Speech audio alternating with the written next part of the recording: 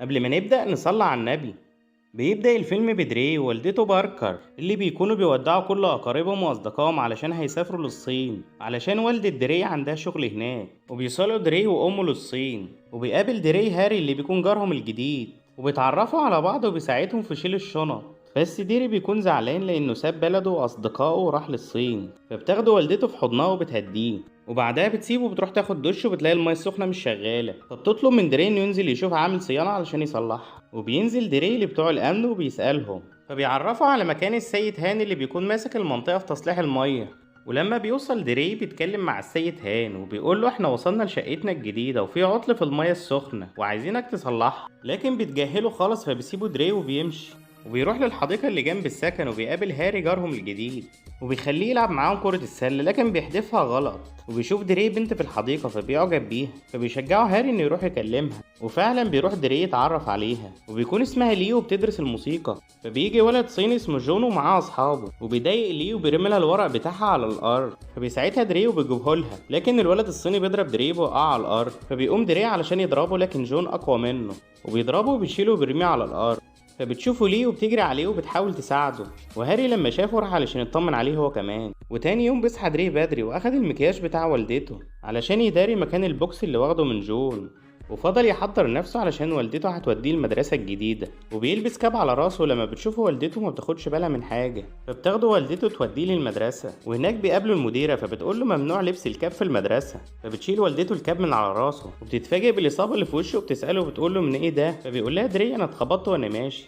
وفي يوم بيروح السيد هان لشقة دري علشان يصلح له المياه السخنة، وبيشوف دري وهو بيحاول يتعلم الكاراتيه، فبيدخل السيد هان وبيعرفه مكان الحمام اللي فيه العطل، وبيفضل دري يقلد الحركات من التلفزيون، فبينادي عليه السيد هان علشان يعرفه المياه السخنة بتشتغل ازاي، وبيسأله السيد هان عن البوكس اللي واخده في وشه، فبيقول له دري اتخبطت وانا ماشي. وتاني يوم بيروح دري المدرسة فبيلاقي جون وشلته بيدوروا عليه، فبيستخبى منهم وهو واقف بيسمع صوت موسيقى، فبيروح للمكان اللي جاي منه الصوت، وبيلاقي ليه واقفة على المسرح بتتدرب على الموسيقى، فبيدخل لها دري عند المسرح، فبتقول له انا بتدرب علشان بحب العزف وعندي بطولة، وبيجي المدرب بتاعها فبيخرج دري بسرعة من المسرح، وبيتفاجئ دري بجون والشلة بتاعته واقفين قدامه وبيحاولوا يضايقوه وبياخدوا بعضهم وبيمشوا. وبعدها بيكون دري ووالدته ماشيين في السوق، وفضلت تتكلم وتهزر معاه علشان تخرجه من حالة الحزن اللي هو فيها، وبيشوف دري حاجة كان نفسه فيها فبيسيب والدته وبيجري عليه، فبتجري والدته وراه وبيدخلوا المدرسة كبيرة لتعليم الكونغ فو والكاراتيه، وبيكونوا مبهورين بالمدرسة لأن شكلها حاجة عظمة. وبيدخل دري يبص عليهم فبيتفاجئ بجون بيتدرب في قلب المدرسة، فبيغضب جدا بعد ما كان فرحان انه هيتعلم الكاراتيه. وتاني يوم بيكون دري راح المدرسة فبيشوف جون والشلة بتاعته، فبيقرر انه يراقبهم علشان ينتقم منهم، بيرمي عليهم مية وسخة زي قلوبهم السودا، وبياخد ديله في اسنانه وبيجروا وهم بيجروا وراه، فبيحاول دري يهرب منهم لكن هم عددهم كتير، فبيلحقوه وبيمسكوه، وبدأ جون يضرب فيه بلا رحمة، مفتري أوي الواد ده ومحدش مالي عينه، وبيقع دري على الارض، وبيحاول جون يضربه تاني لكن السيد هان بيمسك ايده وبيزق جون بعيد عنه وبيحذره انه يمشي من هنا، لكن جون عامل فيها الاندرتيكر هو وشلته وبيهجموا عليه علشان يضربوه، لكن السيد هان علمهم الادب وضربهم واحد واحد ومحدش قدر يلمسه، وانقذ دري من ايديهم، واخدوا معاه البيت علشان يعالجوا باستخدام علاج صيني، وبتكون طريقة علاج قديمة بس بينبهر بيها دري. وبعديها بيسأله دري بيقوله انت اتعلمت الكونغ فو فين قبل كده، فبيقول له السيد هان احنا هنا لازم نتعلم الكاراتيه من صغرنا، فدري بيقول له انت علمت ناس قبل كده، فبيرد عليه السيد هان وبيقول له لا، فبيقول له دري انت ممكن تعلمني الكونغ فو، فبيوافق يعلمه السيد هان بس بشرط واحد، انه يكون دفاع عن النفس مش الافتراء عن الناس الضعيفة، لان الكونغ فو رمز للسلام مش للظلم. فبيقول له دري جون مش بيستخدم الكونغ فو زي انت ما بتقول كده، فبيقول له السبب اللي علمه ودربه على العدوانية، فبيقول له دري نروح نفهم المدرب بتاعه ان ده غلط، فبيوافق السيد هان انه يروح معاه للمدرب، وبعدها بيروحوا هما الاتنين لمدرسة الكاراتيه، ولما بيوصلوا بيشوف نظام المدرب بتاعهم وبيكون هو السبب في العدوانية اللي عند الطلبة بتوعه، فبيطلب دري من السيد هان انهم يمشوا لان المدرب مش هيساعدهم، وقبل ما يمشوا بيشوفهم جون وبيقول للمدرب بتاعه ان هو ده اللي ضربه، فبيروح المدرب يتكلم معاهم، لكن السيد هان بيقول له احنا جايين علشان نتصالح ويا ريت تخلي الطلبة بتوعك ما يتعرضوش لدري تاني، وبيرد عليه المدرب بطريقة مستفزة وبيقول للسيد هان انه يسيبه يدافع عن نفسه، فبيقول له هاني ازاي يدافع عن نفسه وهو لوحده على مجموعة والكترة بتغلب الشجاعة، فبيقول له المدرب دخول الحمام مش زي خروجه ومستحيل اسيبكم تمشوا بكل سهولة، لكن السيد هان ذكي جدا وبيشوف لوحة اعلان عن بطولة الكونغ فو وبيقول للمدرب انا هخلي دري يدخل البطولة ويتحدى جون، وبيطلب من المدرب ان محدش يتعرض لدري لغاية ميعاد البطولة. فبيوافق المدرب على طلب السيد هان وبيأمر الطلاب انهم ما يتعرضوش لدري تاني.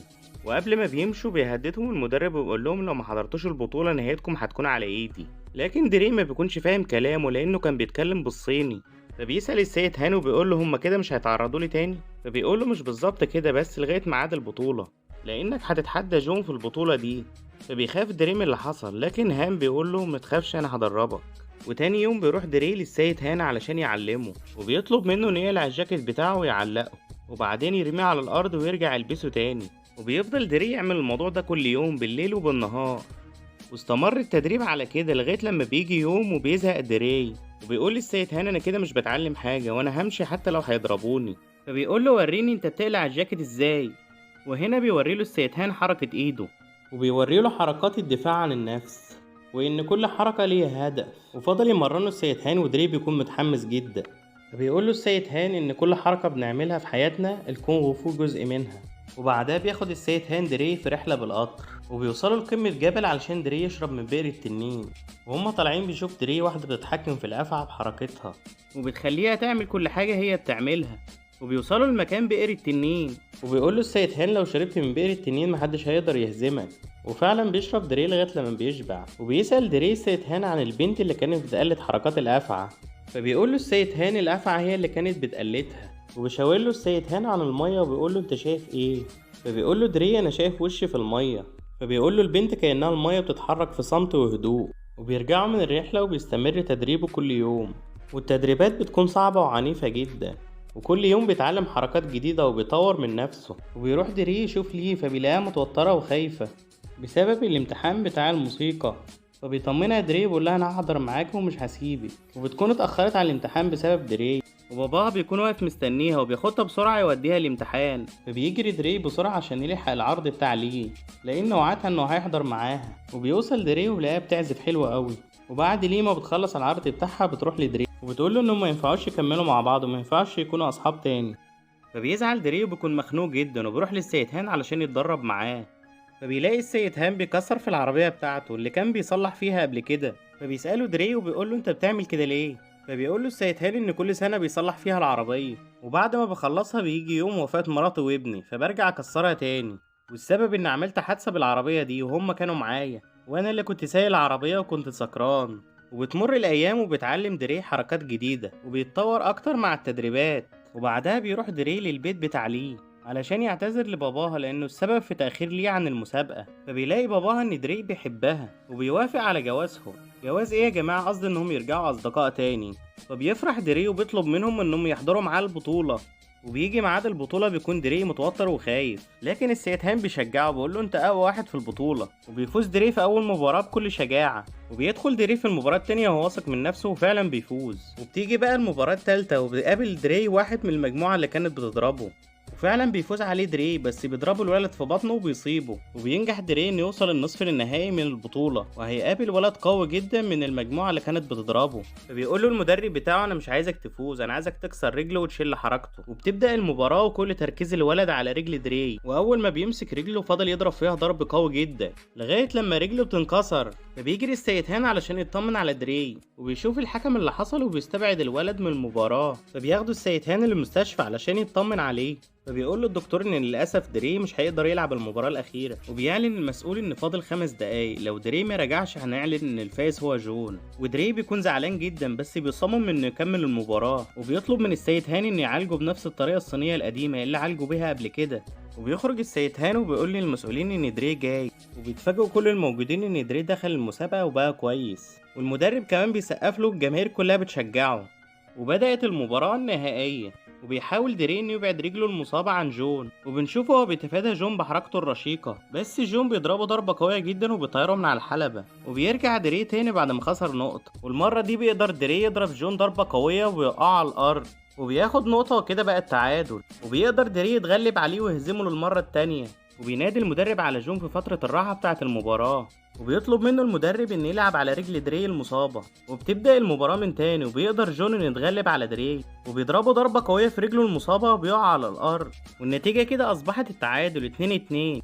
ورغم إصابة دري القوية جدا بيقوم علشان يكمل، وبدأ يلعب بأسلوب الأفعى اللي شافها في المعبد، وبيفرض أسلوبه على جون، وبدأ جون يقلده ويتحرك معاه.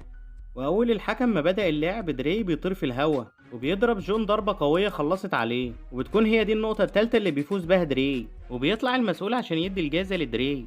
بس جون بيقوله أنا اللي هديها له، وفعلا بيسلم الجائزة لدري، وبتكون والدته مبهورة بيه وفي غاية السعادة، والجماهير كمان بتكون سعيدة بفوز دري، وبيشوف جون وزمايله بيحيوه على الانتصار العظيم ده، والسيد هام بيحييه هو كمان لأنه بطل.